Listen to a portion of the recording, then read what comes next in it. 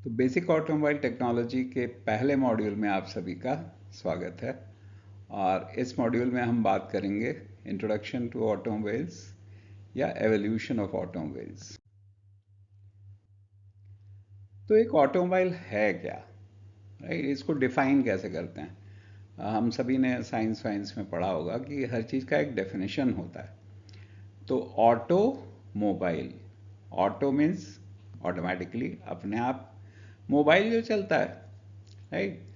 तो इसकी डेफिनेशन की अगर हम बात करें तो इसकी डेफिनेशन जो है वो है कि a self propelled vehicle for transporting passenger और गुड्स ऑन रोड। तो पहली चीज़ तो ये रोड पे चलने वाली गाड़ी है। और कैसी गाड़ी है? ये सेल्फ प्रोपेल्ड है। मतलब इसके अंदर ऐसी क्षमता है कि ये खुद ड्राइव कर सकती है, खुद अपने आप ये चल सकती है।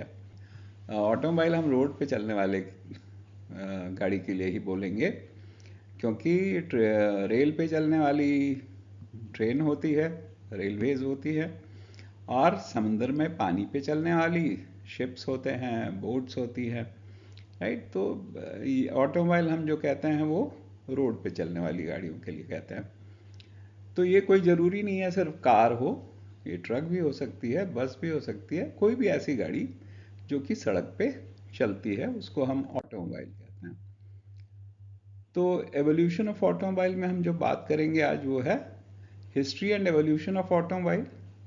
क्या हिस्ट्री है इसकी, और रोज़मर्रा की हमारी लाइफ में इसकी क्या इम्पोर्टेंस है, क्या अहमियत है, और अलग अलग तरह की गाड़ियाँ क्या हैं, और बेसिक कंपोनेंट जो ऑटोमोबाइल के हैं वो क्या होते हैं।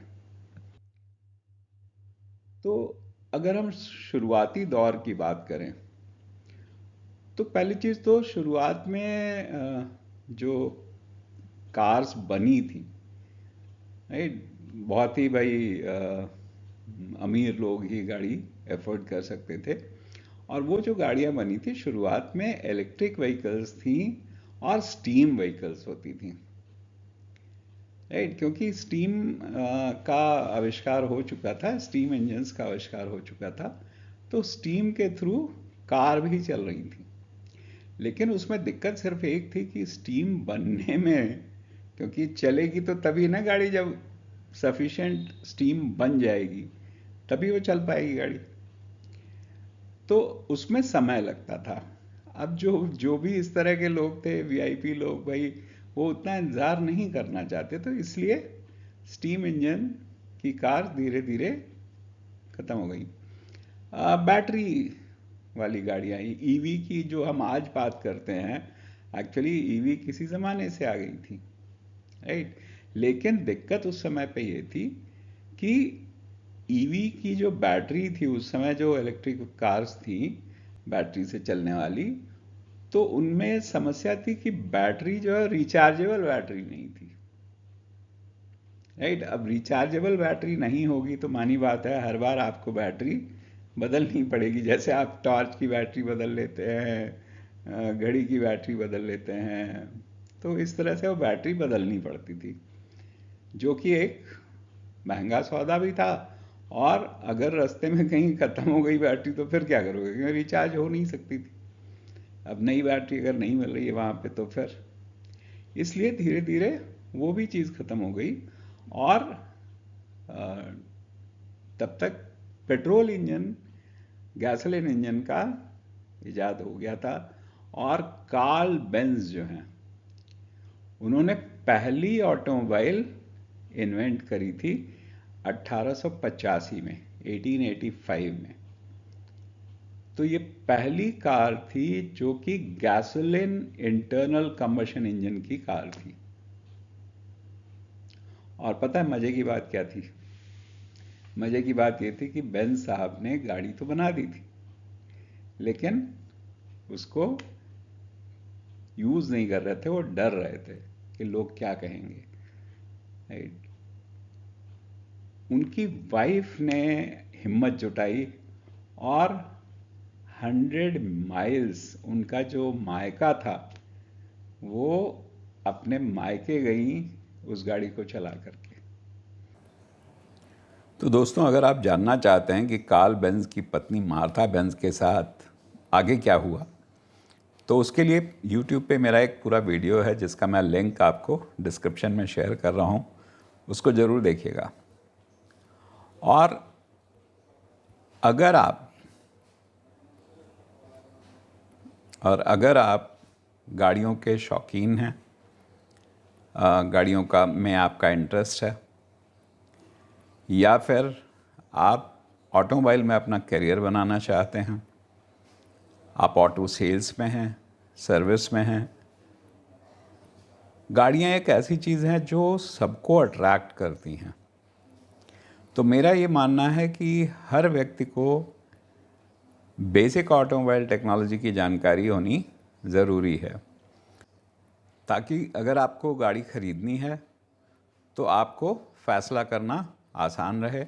प्लस गाड़ी की मेंटेनेंस, जो माइनर मेंटेनेंस आप अपने आप कर सकते हैं, उसकी जानकारी हो आपके पास में। और कैसे काम करता है इंजन, कैसे काम करता है क्लच, क्योंकि अगर हमें इन चीज़ों की जानकारी होती है तो हमें फ़ैसले लेने आसान होते हैं, या हमें परेशानी, अब हम गाड़ी ड्राइव कर रहे हैं, कोई आवाज़ आने लगी तो वो क्या आवाज़ हो सकती है, तो अगर हमें पता है कि ये टेक्नोलॉजी कैसे काम करती है, चीज़ें कैसे काम करती हैं, तो हमें आसानी होती है, किसी बड़ी मुश्किल में फंसने से हम बच जाते हैं।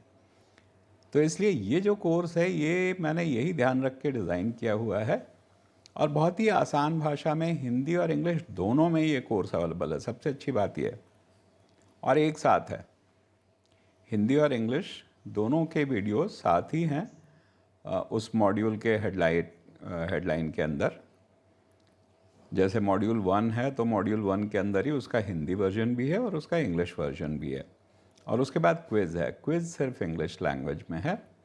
अब सिर्फ 5 क्वेश्चन है, और मुझे लगता है कि उतनी इंग्लिश हम सब समझ लेंगे, राइट। तो ये बहुत ही इंटरेस्टिंग वे में और बहुत ही आसान शब्दों में इसको समझाने की कोशिश मैंने करी है, ताकि हर व्यक्ति को ये बात आसानी से समझ में आ जाए।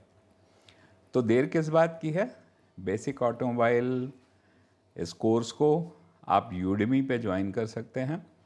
और सबसे अच्छी बात यह है कि जब आप कोर्स ख़त्म कर लेंगे तो आप यूडेमी से अपना सर्टिफिकेट डाउनलोड कर सकते हैं। तो आप अपने करियर के लिए भी इसको इस्तेमाल कर सकते हैं, वैसे भी शोकेस करने के लिए आप इसे इस्तेमाल कर सकते हैं। तो पहली चीज़ तो जो कार्ल बेंज की पत्नी का वीडियो है, मार्था बेंज का, उसका लिंक भी मैं शेयर कर रहा हूँ, और इस कोर्स को ज्वाइन करने का जो लिंक है वो भी शेयर कर रहा हूँ। बहुत सस्ते में ये कोर्स आपके पास अवेलेबल है, करीब 8.5 घंटे का कंटेंट है, इंग्लिश हिंदी मिला करके। और सिर्फ और सिर्फ आप ये मान लीजिए कि एक पिज़्ज़ा की कॉस्ट पे या 2 बर्गर की कॉस्ट पे वो अवेलेबल है, राइट। तो इसको गुरुदक्षिणा समझ के आप कर सकते हैं पेमेंट, और कुछ अच्छी जानकारी, कुछ इंटरेस्टिंग फैक्ट्स कॉमन भाषा में समझ सकते हैं आप। तो नीचे दिए गए लिंक पर क्लिक करके आज ही एनरोल करें, और मिलते हैं बेसिक ऑटोमोबाइल कोर्स में।